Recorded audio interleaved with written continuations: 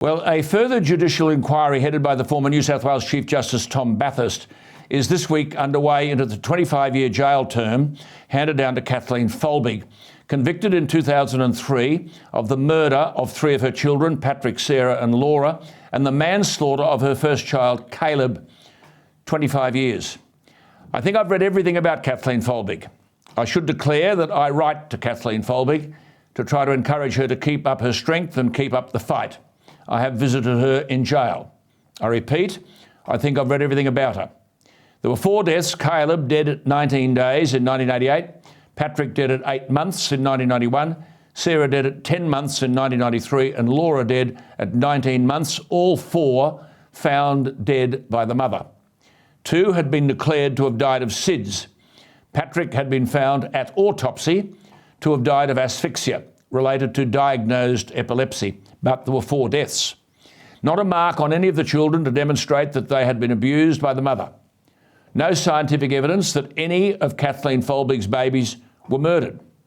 But a view had been propagated by so-called scholars that 1 sudden infant death was a tragedy, 2 are suspicious, 3 was murder, and 4, well, they swooped. Kathleen Folbigg has been in jail for 20 years. Way back in 2018, I read and repeated the evidence of Professor Stephen Cordner from the Victorian Institute of Forensic Medicine, who questioned the medical testimony that contributed to Kathleen's conviction. Professor Cordner is one of Australia's top forensic pathologists, and he argued there was no positive forensic pathology support for the contention that any or all of the children had been killed. Associate Professor Matthew Ord said, "I think this is an eminently fatal case of myocarditis." Myocarditis is an inflammation of the heart muscle known to cause sudden death in some children.